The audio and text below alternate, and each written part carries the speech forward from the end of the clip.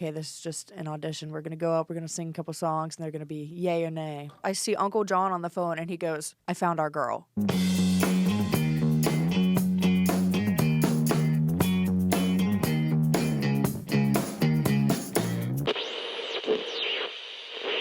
It is I, the Poptimist, and today we have Kailey Grace. Hello, I am her. Yes, you are her.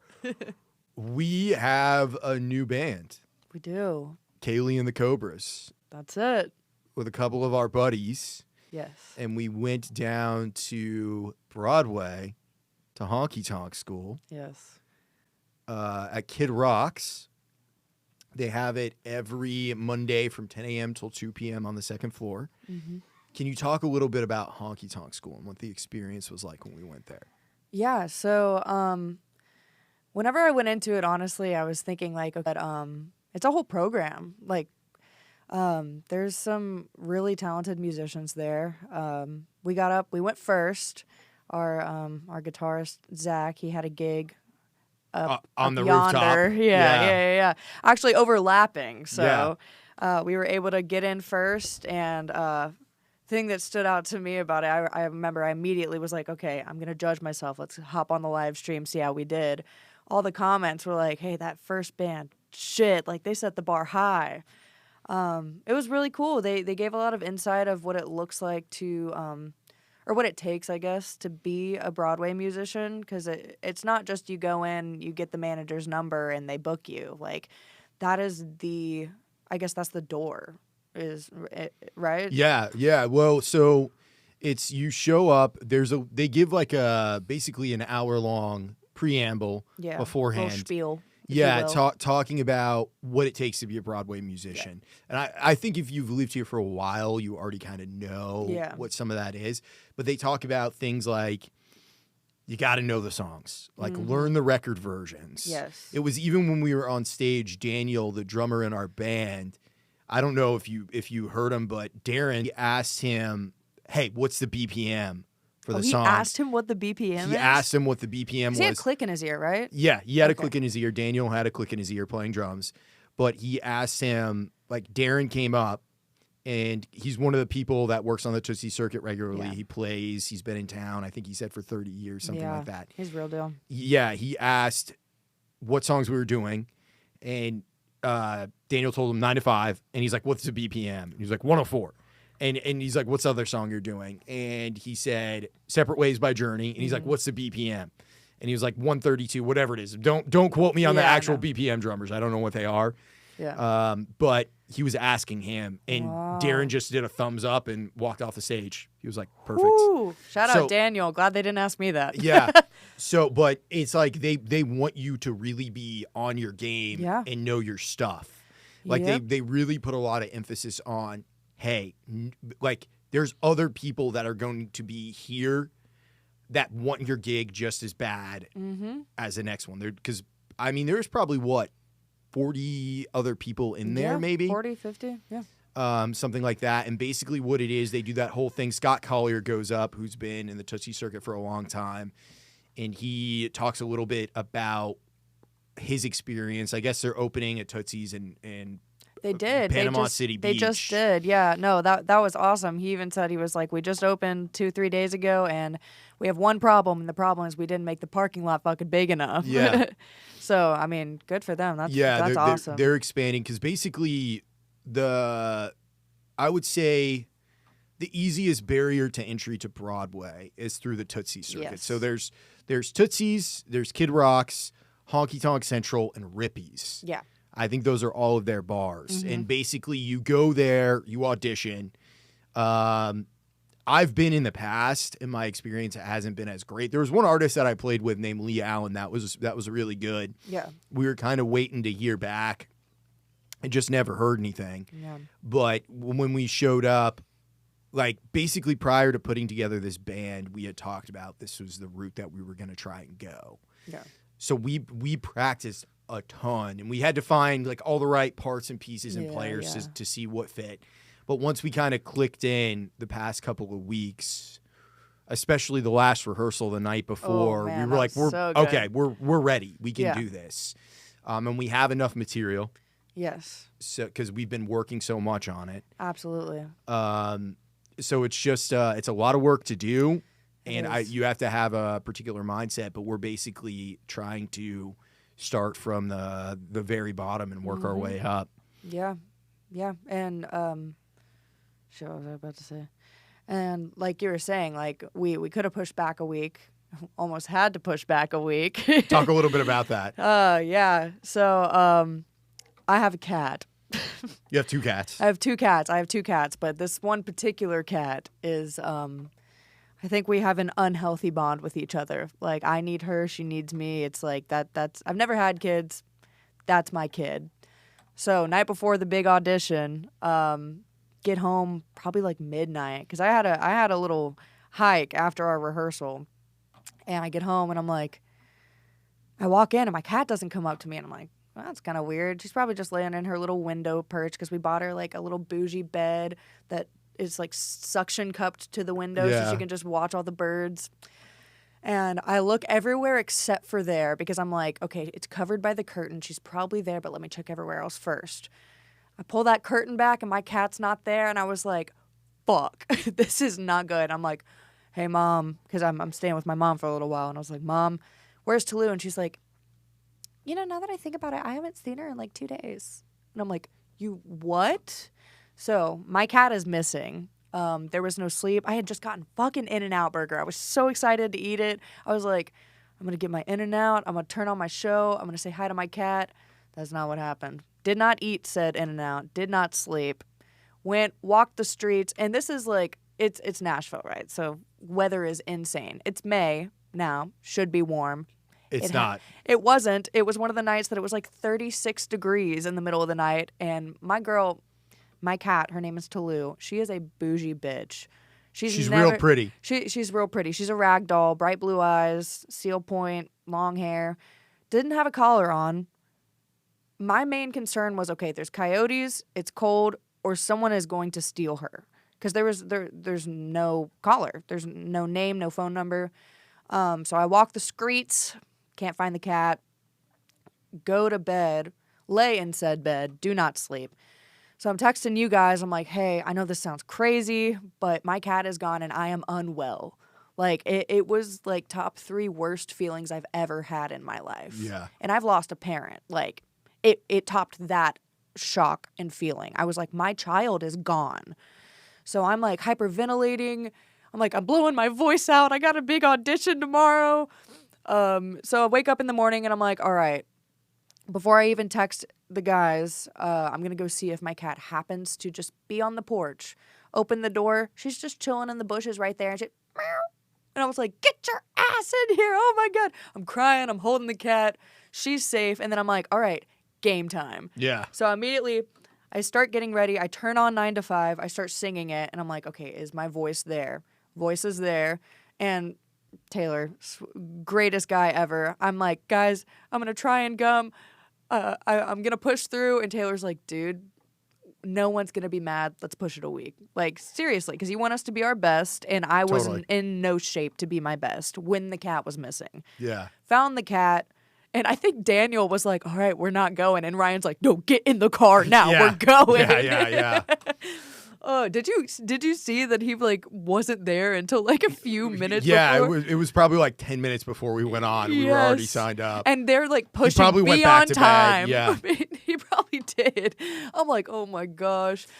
Once I saw him come in, I was like, I was like a sigh of relief. Could breathe. Yeah. Oh my gosh. Yeah, but we fucking nailed it. Yeah. It could not have gone better. Well, I mean, it just goes to show you if you put in the work, that's the biggest part of it. It's like you got to learn the parts. Yep. You have to play together well as a band because, like, you can learn the parts. Yep. You can't always play together well as a band. Yeah, but, and having chemistry with each other, finding the right mix, finding the right group. Well, I feel like that's what we've done really well at this point in terms of the players that we have. Mm-hmm. Everyone's good at their instrument. They know what they're doing, and they fit the role. Yeah. I think if it's because it's like there's other songs that we're working on, and I think that helps with the chemistry too, even though we haven't done them yet, like publicly. But we another song we're doing is "I Kissed a Girl" by Katy Perry, because you had sent me a video of you doing it. That was my audition that I sent you. Yeah, and I was like, yes. Singer. And as soon as I heard you, I was like, well, I have a feeling it's gonna work with her. Yeah, because this is the vibe that we're looking for. It's like badass female rock singer. Hell yeah. But yeah, so we end up doing the audition. We kill it. We're feeling good. Immediately, Scott comes up to us, and he asks you how old you are. Yes. To make sure you're of age to be able to sing in the clubs. He was like, how old are you? And I was like, 24. And he goes, oh, thank God. And I was like, why? He was like, I'll come talk to you in just a second. Like, shitting bricks, but locked in. Yeah. Well, he ends up pulling you and talks to you out in the hallway. What do you He called Uncle John and had me talk to him. Oh, I didn't know that. Yeah. So Uncle John Taylor is the guy who kind of founded the Honky Tonk School. Yeah. What did Uncle John say on that phone call? So the main premise of that phone call was he had asked me what I do besides performing. And I said, I teach piano, guitar, and voice. And he goes, hang on. You're a vocal coach? And I was like, yeah. And he goes, come with me. We go out in the hallway. He calls. I see Uncle John on the phone, and he goes, I found our girl. And I was like, what? And I'm just like, no, this is fine. It's fine. Everything's fine. I'm just like staying professional. And he's like, yeah, she's a vocal coach. She went to school for all of this. Didn't ever say that I went to school for any of this, but preach, Scott. Which, I mean, I did. I have a lot of training, but I mean, I love that he just ran with it.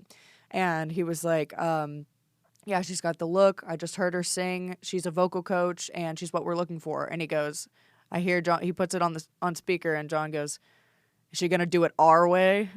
And he looks at me, and I was like, absolutely, whatever you need. And he was like, she's going to fucking do it our way? And I was like, yeah. I'm locked in. I'll do it your way.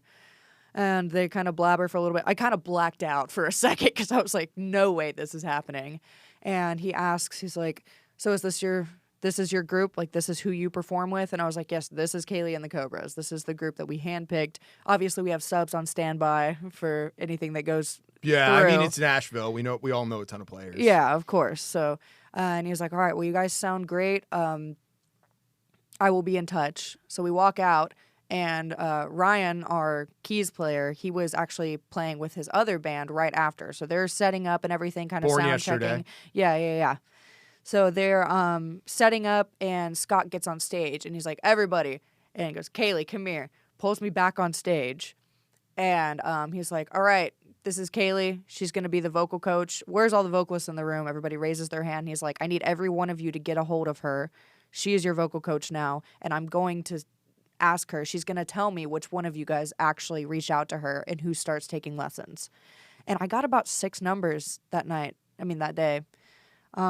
It was an awesome opportunity. I did follow up, shoot him a text. He's a busy man, so haven't heard anything yet, but did reach out. Well, we're going to keep going down there and just trying to log. Show face. Yeah, log stage time. Yep. Because I know with everybody in the band, we're very serious about playing full-time down on Broadway. Yes, and it's so hard to find people that are willing to do the work and know you're paying your dues for it. It's an investment. It is. Yeah. Well, because we're getting together. We've probably gotten together 5-6 times at this point. Yeah. Maybe almost almost weekly at this point for a couple of months. And we've just been deciding what songs are we going to work on this practice. Yeah. And I mean, we go and we work on the songs and see what needs to be ironed out and where we can improve at. But the other thing is, because all of us are players and have lived in Nashville, someone plays a riff and we just run. Yeah, like someone will call a song, like Zach will play something or Ryan will play something, or I'll have an idea like, hey, let's try this one.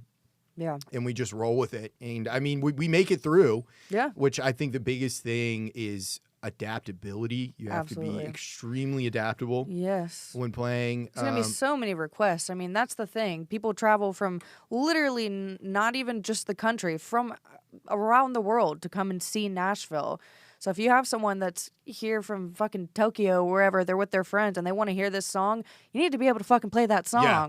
Or play, like, if they ask for an artist, because sometimes people will come up and ask for a particular song, and you're like, well, we don't know Everlong, but we can do Learn to Fly. Yeah, exactly. You know, just stuff like that. So you got to be able to do it on the fly, and I think the biggest thing is just audience engagement. You want to have them be interested. You need to play like it's a full room, even if it's only 2 people. Yeah, because that's what you're going to be doing when you first start out. Yeah, you know, paying your dues. Yeah, you got to start out with the less than desirable times. Yeah, to kind of work your way up, and if you're well behaved, you do it their way. Yep, you get better gigs. Exactly.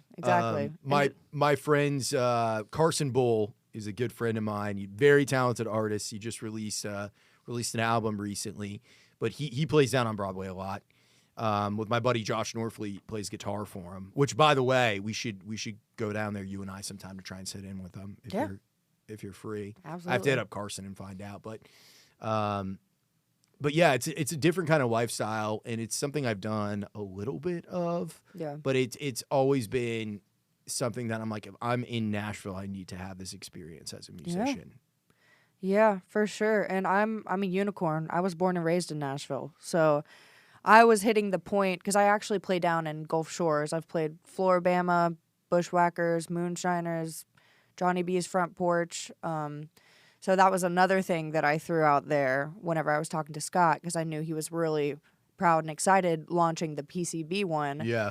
And he had asked, like, okay, where do you play? What are you doing right now? And I'm like, okay, answer this carefully, because I don't want to be like, well, this is my first time, because it's not. I've been performing since I was fucking 15 years old. But as far as like a residency somewhere or consistently on Broadway, I've done some subbing. I'm never afraid to walk up and say, I'll tip you $20 if I can sing a song, get some content. Well, that's the way of doing it in Nashville. Like if you're a young, or if you're a musician trying to break through, the way to do it is to go down to Broadway, throw 20 in the bucket, and be like, can I play a song with you? Yeah, absolutely. That actually happened to me. I was doing a modeling gig for a new company, Center Stage Merch. They're awesome. They got some cute ass hats. So I was modeling for them, and we did the whole, like, okay, we're just girls on Broadway. We went to Printer's Alley, took some pictures in the merch, switched out merch. Then we went to Whiskey River Saloon, and there was a really cool dude playing. His name was Trent. Can't remember his last name, but he was awesome. And we walked in, and they were like, thank God people are here. They're just digging around by themselves. Yeah. No one is in the room. So we all come in, and he thinks, like, okay, these are little Broadway girls from out of town, because we're, like, doing a photo shoot. You're doing the thing. We're acting the part. Yeah, so he starts playing apple-bottom jeans. We're all dancing. They're getting content. And then I'm like, I have an idea. Would you like to see your hat on stage at a Broadway bar? And they're like, can you do that? And I was like, watch me. So I go up, and I sing a song, and the camera person's up there taking pictures with the merch and everything, and then just from there, boom, that's a contact. He introduced me to the manager, and I was like, I actually have a band. So obviously it's a slow burn with all that, because there's everybody. If you're singing in Nashville, everybody in the audience can sing probably just as well as you. Yeah. Like, it's a competitive ass area. You don't just move here and be able to sing and get on stage. That's actually where I was going with the Gulf Shores thing. Is I was at a fork in the road of, okay, I was born and raised in Nashville. Everybody that's not a musician does the whole, like, have you ever tried out for one of those, what's it called, American Idol? Have you ever thought about like Ryan? Yes. I've auditioned for The Voice 5 years in a row. I've auditioned for American Idol. It's casting. It's not just, oh, she's good, let's put her on. It's you got to fit the part. You got to fit exactly what they're looking for. It's show business. It is, and that's the same thing with Nashville. Same way with Broadway. You have to have the image. You have to have everything, and it's connections. It's timing. You don't just sing well and then play on Broadway. So I'm reaching a fork here. Like, okay, I go down to Gulf Shores and people are asking to take pictures with me after the set. You sing in Nashville and then you want to go get a beer after and you're fighting through a crowd. No one even realizes that you're the person that just sang. They don't give a fuck. No. They could sing just as well. They're just wishing it was them that was up there. Totally. Well, I think it depends too, because if you're down on Broadway, it's a little bit different. Yeah. Like people will treat you like you're a celebrity down there when you're playing. But if you're just like out in East and you play a show, exactly. Everyone's standing, with their arms folded, like, I can do it better. Yep. Tough crowd. Jeez. Yeah. Yeah. I think it's really, honestly, it's hard to play shows in Nashville because most of the time, if you're playing original music, you're playing to other musicians. Yes. And people that aren't musicians don't understand. Like, there's so much, like, especially like as a guitarist, you can rip out a pentatonic scale and look like you're shredding. But every guitarist in the room knows you're just stuck in the same box, and you learned that when you were 15. Totally. So it's competitive being a musician in a room full of musicians, and that's what Nashville is. Absolutely, yeah. It's a lot of work. It's exciting. I feel like what we're doing now. I'm really pumped, just because we click, as people, and I think that is the most important thing. Yeah. It's like people I want to be around, and I want to be around all of you. I like being in a room with you guys. And then we play well together. Mm-hmm. And it's a little less intimidating, honestly, when you go about it from a group standpoint. Yeah. To kind of break through. It's easier because then you have 5 people heading towards the same goal versus 1. Yeah. Of like going down and sitting in, which is a method, and you can definitely do that. And you could probably get booked. Yeah. And leave a good impression on someone if you do well when you play with them. Mm-hmm. Because the other secret to Nashville is people call out all the time. Yeah. And you got to be able to get in where you fit in, so to speak. Yeah. And when that opportunity comes, like Josh, my buddy Josh Norfleet, the one I was telling you plays with Carson Bull, I talked to him a couple weeks ago, and he's like, yeah, they booked us on Kid Rock's main stage. Oh, wow. Scott Collier called Carson last minute and was like, hey, we're moving you to Kid Rock's main stage. We had basically a call out there. Wow. So you guys got to go over there and play. And I talked to Josh after, and he's like, it went well. It was a good gig. Hell yeah. So it's like, it's always exciting to me, too, when I hear my friends get opportunities and things go well for them. So I'm like, fucking finally, it's working out for someone. Because we're just grinding all the time. Dude, people don't realize how much work you put in. If you do it correctly. Yeah. I think there's a lot of people who just bitch about their standing in the hierarchy, because there's a hierarchy. I wish it wasn't the case, but there is. It is. And it's, if you're easy to work with and you're good, that takes care of 2 big things right there, and also not an alcoholic. Yeah. That's the other thing. There's a difference between sipping on a beer or someone in the audience saying, hey, that was awesome, let me buy you a shot. But if you're drinking and you have a 4-hour set and you're starting off, you can hear audibly the alcohol taking over. Even Darren said in that little preamble that they did at Honky Tonk School, he's like, you can't be drunk doing this. You can't be too stoned doing this. Yeah. Like you're showing up to work. Yes. You're clocking in for your shift. You have to do a good job. And he even talked about they look at the till for the bar during your shift to see if people were buying drinks, were people staying and listening. And he even verbatim, he said, we're going to look at that. And if it's one band and they're not really, people aren't really there and they're not buying drinks. Yeah. Or the other group, if there's people that are there and they're buying drinks, then we're going to roll with the people that get people to buy drinks and stick around. Exactly. And that's also where the set list comes in. Like, you can't be playing songs that you guys as a band just enjoy jamming on. I think that our set list is pretty solid for, like, my vision of people come in, they hear this song, like, shit, I fucking love this song. Okay, we're bar hopping. Once the song is over, we'll go to the next bar.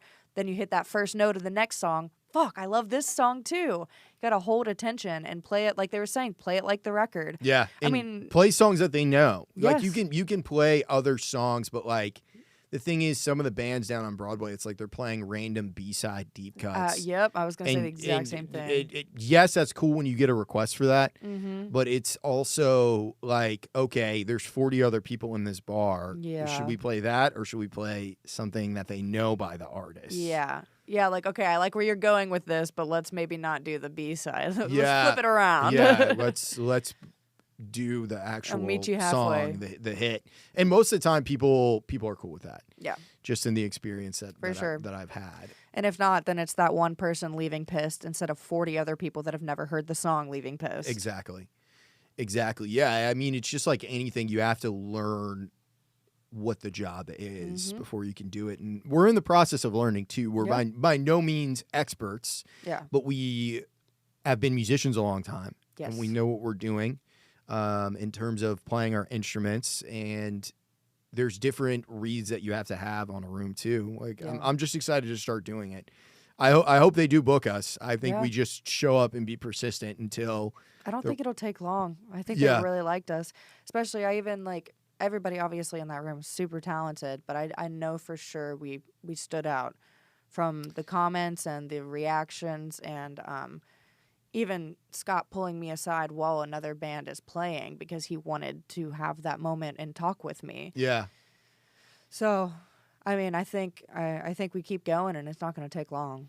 I agree with you. I basically the reason that I wanted to put something together like this, a couple of months ago, I was doing a recording session with Ryan that I was producing for this artist named Ben Masterson. He was playing keys, and Ryan and I had worked together on another project before.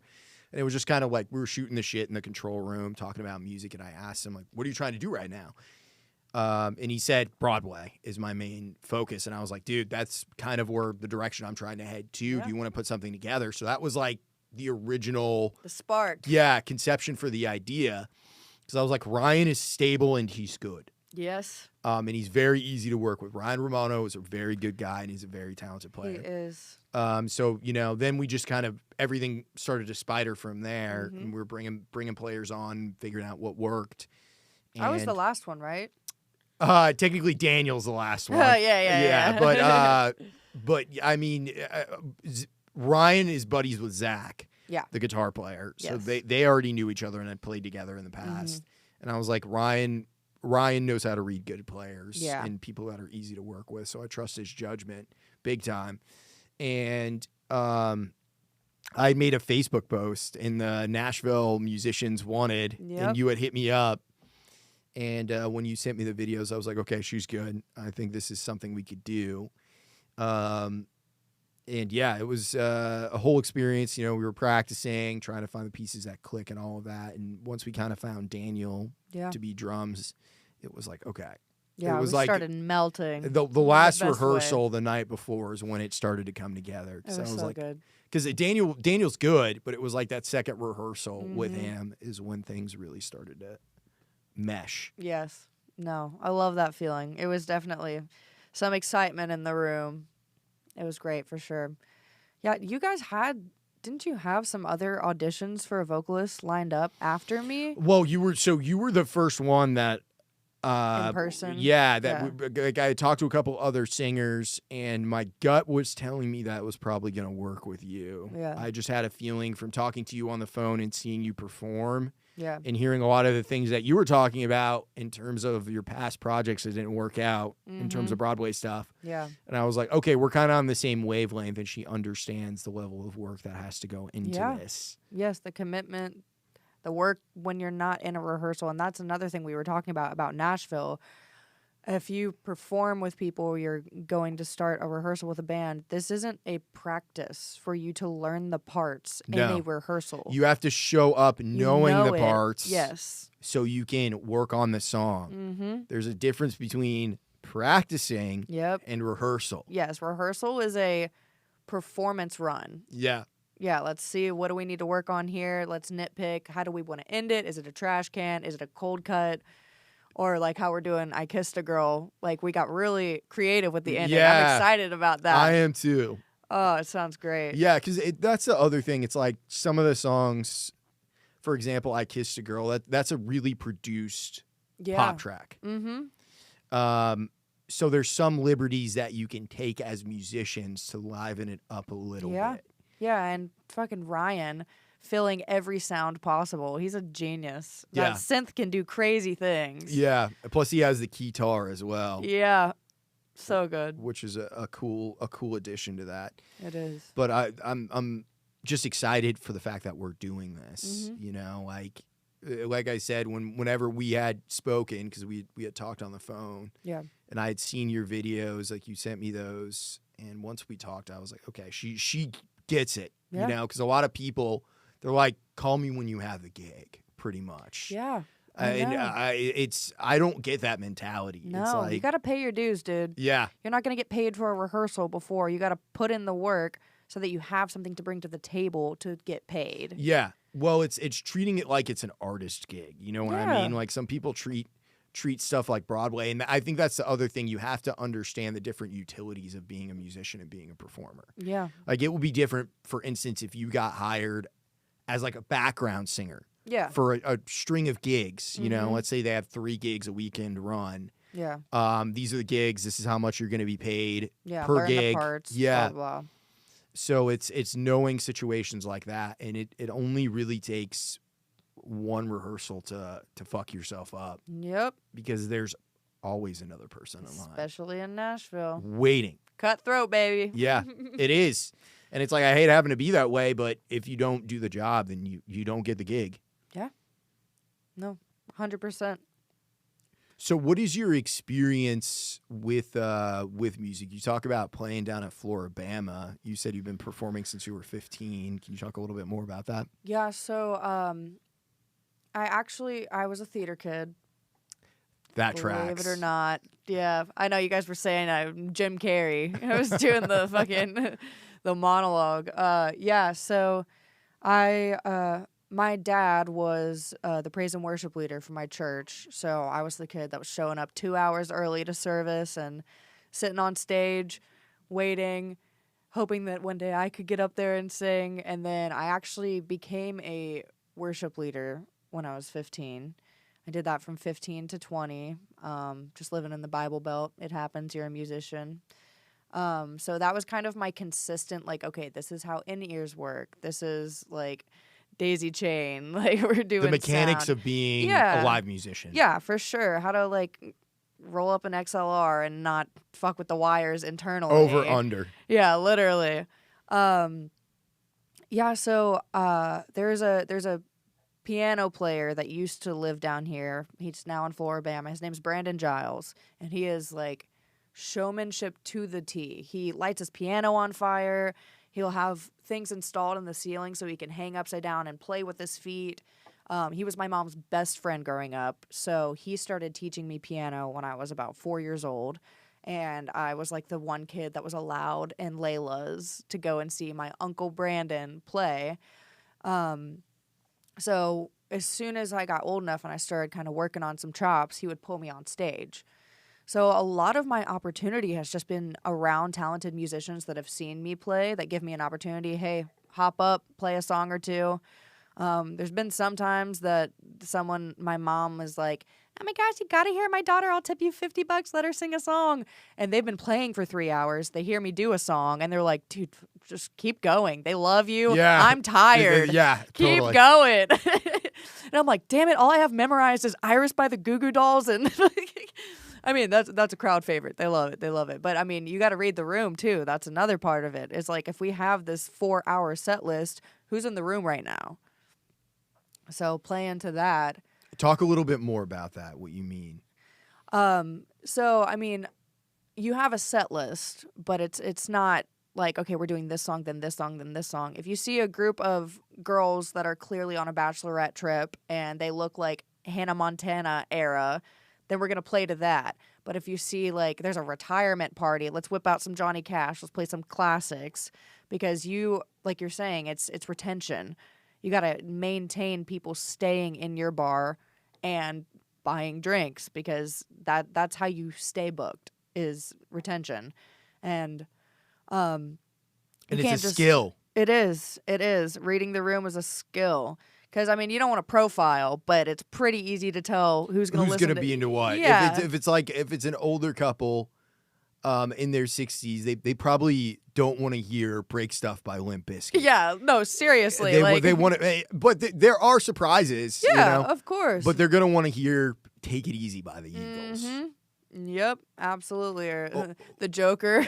Yeah. Or the other thing is knowing what concerts are going to be in town. Yes. Because the other thing about Broadway in Nashville, it's a 5-block strip. Yep. And there's a couple of venues surrounding it. Yeah, for Bridgestone. that big artist play, Bridgestone Arena, which is the hockey arena where the Predators play. All the big acts come through there. You got the Ryman is right behind Tootsie's. Yep. And then you have Ascend downtown as well. The theater, And then a couple of blocks from there, you have like Brooklyn Bowl, you have the Listening Room. Yep. You have a bunch of different stuff around. Bowl. Yeah, East Side Bowl.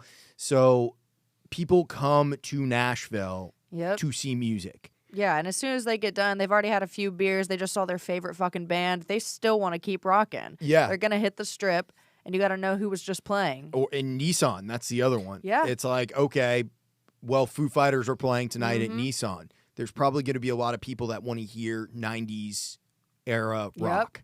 Yep. Yeah, for sure. I'm just excited to get in it. Yeah. Yeah, and again, it's a lot of work, but it's rewarding to be able to sit down and do it. Yeah.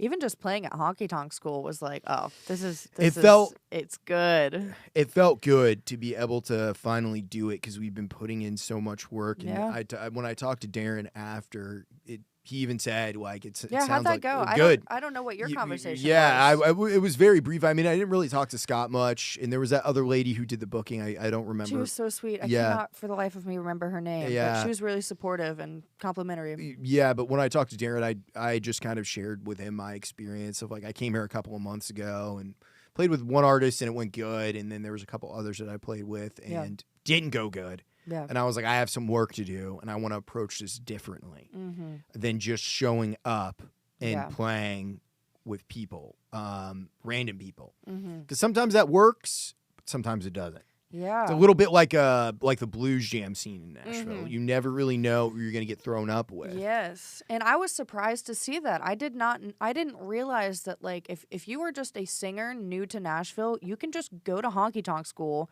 find other musicians, on the fly say, hey, do you know Folsom Prison Blues by Johnny Cash? Yeah. Put together some networking and then hop up so that they can hear your voice. Even Daniel sat in with a few people just to support and play some drums. Ryan sat in with a few people just to back up. I guess I went into Honky Tonk School a little uneducated, but I got schooled in a good way. Uneducated, how so? I just didn't know what to expect. I thought it was more of like a straight, okay, there's going to be, like, judges lined in the back. American Idol style. Yeah, no, literally. Yeah. I know. And then they were going to give feedback, and it was, like, bands, like, that are putting in the work, that have a name, like, what we're doing. I didn't realize it's, like, this is the door. If you move, not even just from a different state, from a different country, and you want to be on Broadway, this is the shoe. Like, this is the shoe in. It's your start. What I would suggest for someone, if you're looking to meet musicians, you can go there, do that. Yeah, you don't have to have a band. I didn't know that. You don't expect the first time that you go, you're going to get booked. Yes. Go there to meet players and to network. Find people that you click with. Yeah. Set a rehearsal time. Go rehearse, learn the songs, figure out what all of you know, and then take it from there. Yeah. I think that's the best method for doing it. It's like, it really is. I mean, what it did was spark the idea for me of, like, we're going to approach this in a way where we're going in as a rehearsed. Yeah. Oil the machine. Yeah, and they had some good stuff to say. Like, for sure, like, I'm not one to enjoy lectures, but it didn't feel like a lecture. It felt very informative and, like, no, they're giving you good advice. Yeah. If you want to succeed, these are people that are successful and that are higher up in the booking and the management and everything, and they are giving you real facts. And even, like Darren was saying, I'm not just going to go and clap and say good job. If you needed to save your voice, if your dynamics were awful, I'm going to tell you because I want you to succeed. He said, it might not make you feel good, but do you want to do this or not? Yeah. And I think that's valuable. It's like, and the other thing that he said that I really like is everybody gets one time. Like, if you a song gets called and you don't know it, and you're just, like, fighting through it, that's okay. It's the first time, but after that, learn the fucking song. Learn the fucking song. It's like you go home, and he talked about having a song list in his phone that he kind of looks through for songs that those he knows. requests that get requested and that is you shit your way through it, but you made it. Like, okay, I'm going to go home and I'm going to take the time and learn this song, put the work in. Learn the parts. Yeah. And the other thing is, like, if you don't know where to start, I think an important thing is learning the Nashville number system. Yes. And learning how to write charts. Yeah. Because a lot of musicians move here and they might know how to read a chord chart, but the Nashville number system was designed by session players in Nashville. To not have to know what key you're in. Exactly. Yes. Because it's basically 1, 4, 5 in the key of A is A, D, E. Yeah. Da, da, da. Exactly. We got a singer here so she knows what to do. But I actually have perfect pitch. Fun fact. Really? Yes. So what is perfect pitch? So there's a common misconception. When you hear that, you think, oh, I never go flat. I never go sharp. I sing perfectly. Perfect pitch is knowing if someone said sing a D, duh, that's a D. Or if you hear a song and you can hear like, oh, they're in the key of C. Or knowing what chords are playing at what time. And I actually, to be honest, I don't normally tell people this, I stemmed from relative pitch and memorized notes. So relative pitch is if I told you to sing I Kissed a Girl and you start humming it and you hum it on the record key. That is the actual, it's relative. You know what key that is. You may not know that it's in the key of F or whatever key it may be, but you're singing the right notes. And if someone started playing I Kissed a Girl, you're singing the exact same notes. Because I could do like, I kissed a... Oh, damn it, that's the right key. I kissed a girl and I liked it.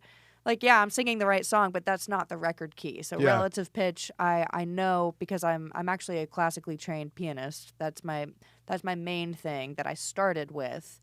And I did opera training. That's where my voice naturally falls. I'm a coloratura high soprano. You can't really use that on Broadway, so I had to learn how to belt because I could not do it. I actually didn't get a part in any of the musicals in high school because I wasn't a belter and I was not strong. And we didn't do Phantom of the Opera. We did Bring It On. Oh, shit. And Legally Blonde. So I have ADHD like a motherfucker. I just ran around in a rabbit trail. But relative pitch and everything, I knew that if I was playing arabesque, that was an A, and I memorized what that sounded like. So then if someone said, hey, you have perfect pitch, sing an A, I immediately think arabesque was the first note. So I got a relative song to every single key on the piano. So mine became ear training and memorization. I wasn't just born with that. I guess I was born with a really good ear, but I was trained into perfect pitch from relative pitch. Interesting. Yeah. See, for myself, like I wouldn't say that I definitely don't have perfect pitch. I can figure shit out though. Yeah. And I'm good. I'm very good on the fly. Mm-hmm. I've noticed that. Yeah. So it's like if someone is playing something or they call out a certain song, I'm like, okay, what key is it in? Mm-hmm. What are the changes? I can just roll with it. Yeah. For most stuff, there's some things that are hard to do, like Tom Sawyer. Yeah, you know, it's shit like that. It's a hard one. Yeah, where it's like, okay, I actually have to put in the time for this because there's weird fucked up key signatures halfway through. Yeah, what is it? There's one Beatles song that like changes time signature. Is it Eleanor Rigby? Does that change time signatures? That might. I don't know if Eleanor Rigby does, but Here Comes the Sun does. Oh yeah. Yeah. That weird little breakdown. Yeah, we were talking about the Nashville number system. I actually, when I was down in Floribama, they asked me to sit in on keys, which I can do band-wise. I can play chords, obviously, but I'm more of a flashy piano player. Like you saw the other day at Ryan's place. Like I'll whip out the third movement of Moonlight Sonata. But I went up and played a couple songs that I knew, and they were like, just stay up here. We're in G. And I'm like, okay, I can figure that out. Thank God it's G. Only one accidental. So I'm playing, and then I don't know. I can't anticipate where it's going. It's a goofy song, and the sax player is going, and this is on video. The sax player is playing, holding up literally the beat before. 1, 2, 3, 4/4 time signature. I'm getting the number on the fourth beat. So you're anticipating what the next chord is. And I'm like just staring at him. And I took AP Music Theory and did some college stuff, but I had never used Nashville numbers. So that was on the fly. I was like, shit, I could do this. I know what the 4 is. I know what the 6 is. I have that video and I just zoom in on him putting those numbers up and I'm like, damn, this is cool. I did that shit. Yeah. Yeah. It's a skill you have to be able to have. And it's something that is like a muscle and you develop more of as time goes on. Yeah. But it's work, dude. It's practice. You have to be willing to fuck up a bunch. Yes. Music is so vulnerable, and you're going to get no's, and you're going to embarrass yourself, but do it proud because that's what you got to fucking do. Yeah, and know when to eat crow and be like, okay, I fucked that up. Yep. Because there's musicians that I've played with in the past, and these are people that I never want to play with again usually. Yeah. It's like when you eat shit, and they're like, we sounded great. And I'm like, no, we fucking didn't, dude. Someone be a grown-up in the room. Yeah, and that's the shit that I can't stand where it's like, we sounded great. And I'm like, no, we didn't. It sounded terrible. It was awful. Like, were you there? Yeah. So it's a lot of work, but it's worth it. That's why I always run voice memos. All of our rehearsals I have recorded. Because I'm going to go back and see what I did wrong, what I can do better. And I think all of us are really good about, like, hey, I think you should do this. Yeah. Like, we all, especially Zach. Zach is really, really good about that because he's in Broadway. He's in it. He plays. I can't remember the name of the artist that he plays with, but we saw him after we went up to the roof to see him play a couple of songs. Yeah, she was phenomenal, by the way, vocally. So good. Yeah, and that's another thing. Like, I'm super grateful to have Ryan and Zach. I didn't even realize that Zach could, like, sing.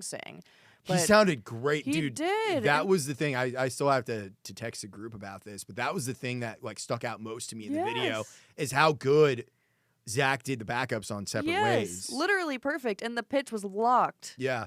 So good. But, like, as a vocalist, Broadway standards are 4 hours. That is insane, vocally.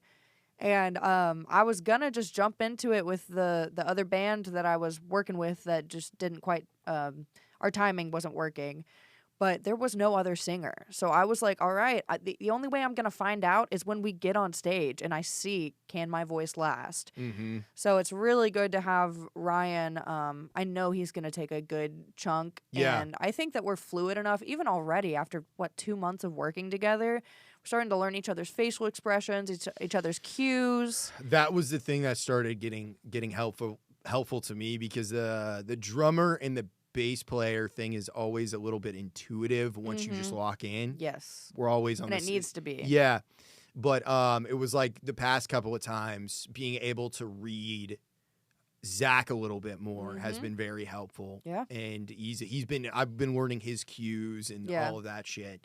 So that's helpful. Because every musician's a little bit different. I know. He holds up one, and I'm like, one measure or one bar? Yeah. Because he holds up one, and it just keeps going. I'm like, I'm just going to throw up a fist. Last round.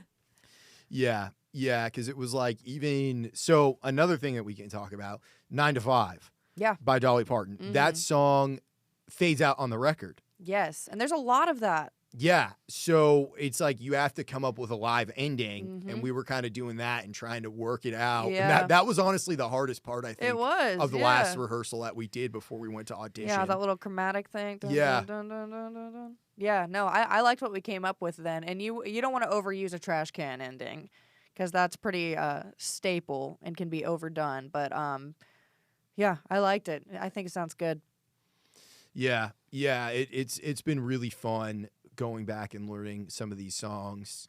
There's a bunch of, and the other thing is down on Broadway, there's a ton of music that I would have no interest in playing unless I was getting paid. I know. And hot take, born and raised in Nashville, I fucking hate country music. I hate it. Okay, so here's, what kind of country music? All country music? No, Johnny Cash, Dolly, the respectable real country that I completely respect and I'll enjoy listening to it. It's the, can I say names? Yeah, go for it. Fucking Luke Bryan. The Kermit the Frog, the beer, a truck, and a girl. Like, bro, come on, what are we doing? I think Carrie Underwood is very talented. She's is, good. yeah. Even Miranda Lambert's got some ones that I'll sneakily tap my toe to. Like, what's the one? I kept my bangs with some rusty. Mama's Broken Heart. Oh, okay. And is she the one who does Gunpowder and Lead? Yeah, Oh, I think so. So I mean, there's some that slip through the seams, and I like shyly tap my foot to, and I'll sing in the dark. But just what pop country? There we go, pop country. The bro country. Yes, what it has become is, I think, disrespectful to country. There's a lot of great modern country artists still around today, though. Yeah. Like the biggest example. I don't listen to it, so. The biggest example I can think of, Chris Stapleton. Yes. He's real. Absolutely. He does Tennessee Whiskey, right? Yes. Tennessee Whiskey. He has a bunch of great songs, though. Yeah. He's a fantastic songwriter. But Tennessee Whiskey is actually a cover. Really? Yeah. That's not his song. I think George Jones was the one who made it famous, and I think maybe David Allan Coe wrote it. Did it have the main riff in it back then, or did Chris Stapleton do that? Their version of Tennessee Whiskey, like the Chris Stapleton version, they as like a template, they use this song. What I would guess, this is just for me knowing music, but there's a Etta James song called "I'd Rather Be Blind." And love Etta James. The bass part for that is the same as Chris Stapleton's version of Tennessee Whiskey, because they kind of play it like a soul song. Oh, for sure. And Chris Stapleton's voice, like Chris Stapleton has a country voice, it has an accent. Yeah. But he has like the chops of a soul singer. Mm-hmm. Yes. He's not your typical twang. Yeah. Mm-hmm. He can fucking sing. Absolutely. Yeah. And I mean, I'm also uneducated in country because I've kind of like from a young age written off like, okay, I'm a person that doesn't listen to country. I don't like country. But there's so many times that I hear something and I'm like, damn, that was actually pretty good. Like Dolly? Yeah, absolutely. Yeah. Absolutely. But I don't go out of my. I listen to metal mostly, believe it or not. Oh, really? Yeah, my brother is the lead guitarist for Gideon, which is a really big, awesome metal band. So I grew up around it, and always go to all his shows. And I guess I'm kind of biased because it's my brother, but they're fucking rocking. They're really good. I don't sing along to those for the health of my voice, but sure. I would love to know how to do that correctly because I think it's so cool, especially female screamers. Like, so good. I love a good melodic metal though, like something closer to like Breaking Benjamin or even Evanescence. Just like the musicianship and the music gets heavy, but there's still a melody and someone's singing and not just screaming. Yeah, well, Amy Lee, she's a piano player, right? She also, so I imagine she composes a lot of the stuff that she writes on piano. Yeah. And when you compose on piano, I mean, it's just a different ball It's game. crazy to start on piano and see the vision for it sounding so not just stripped of that. Yeah. That's awesome. Yeah. I mean, there's so much good music out there. I'm a believer that it's like I could listen to every. There's not enough time of being alive to be able to listen to every good song that's been ever written. And there's definitely stuff I gravitate towards. Like I love the Black Keys, I love Arctic Monkeys, Queens of the Stone Age, The Strokes. Yeah, those were all the bands that I grew up really loving, and what got me interested in music. Yeah. But over time, I really broadened my horizons and got into jazz. I got into funk and blues and Motown, because I mean that's the most fun stuff to play on bass. Oh, absolutely! Like the last rehearsal when we started doing Valerie. Oh, that version's so fun. Yeah, and there's a version called the '68 version that I really love, where it's way funkier. Yeah, than even it's more of a groove. Yeah, than the straight Motown kind of a thing. But yeah, just playing that with Daniel, it's fun to be able to play with drummers who can rock, who can also groove. Yes. And after we got done, I asked him, I'm like, did you grow up playing jazz? And he was like, I listen to a lot of jazz. Yeah. My dad and my uncle are big into jazz. Yeah, I heard that on the voice memo the other day. I was listening. I was like, I didn't hear them say that. Yeah. And you were like, I can hear it, dude. Yeah. And jazz is so respectful respectable. It is so complicated. I've never even tried to touch it piano-wise because it's just like, oh my gosh. It's its own thing. I mean, you really have to know your instrument backwards and forwards. Seriously. Like, I can fake playing bastard jazz. It's not real jazz. Yeah. I can do roots and fifths and do a couple of connecting chromatic notes. Yep. Make it sound kind of jazzy, but a real jazz bass player would hear me and be like, bro, he's a joke. Yeah, it's a joke. Oh, that's so funny. Yeah, I mean, I think I can play At Last by Etta James on piano. It's just all those, like, is it major 7? I don't know. I've never played it. Which one's the like honky tonk 7th? Is that the major or the minor? The dun, dun, dun, is that with that? I think that would be major. Yeah. So it's not based on that what one. You sang. It would be probably a flat 7. Yeah, there we go. Is that what it is? Yeah, I mean, I guess that. Yeah. All right. I'm not going We're to sound nerding like an out. idiot right now. Yeah. We're nerds. Yes, absolutely. Speaking of nerds, I used to play professional Mario Kart. That's fun. What? Yeah. Okay, talk more about this. There's like a little in the Cool Springs Mall. There's an arcade, and I went to a competition just for shits and gigs, and I've never had lost a game of Mario Kart. Like, obviously, when I was learning and growing up, I lost, but in my adulthood, all the little, like, hey, you guys want to come over and drink some beers and play some video games? And you kick everybody's ass? Never lost. No, never lost. And I've always been one of the bros. Like, that's just who I am. I don't really hang out with a lot of girls. I don't know why that is. I guess maybe because I'm a musician. I don't know. Maybe because I'm a fucking nerd. So playing with the guys, and I see that there's a competition. It's open to as many people as want to go. And I think like 60 people showed up, and there was like 4 girls. And I was like, y'all, if I win this competition, it was $150 prize. If I win this competition, I'm getting a blue shell tattoo. Because I'd always talked about it because, like, the blue shell only hits first place. And it's like my trophy. So I talk all the shit, and I'm like, if I win this, I'm using the prize money to get a fucking tattoo of this blue shell. Go in, sweep the floor. And I was like, God damn it. Here, show the camera. Right there. Yeah. This is my trophy. So I won, and 2 days later, I was in a tattoo chair. So you won a Mario Kart competition. I did, and then I Who is the continued. character you? Yoshi, all day, every day. Yoshi.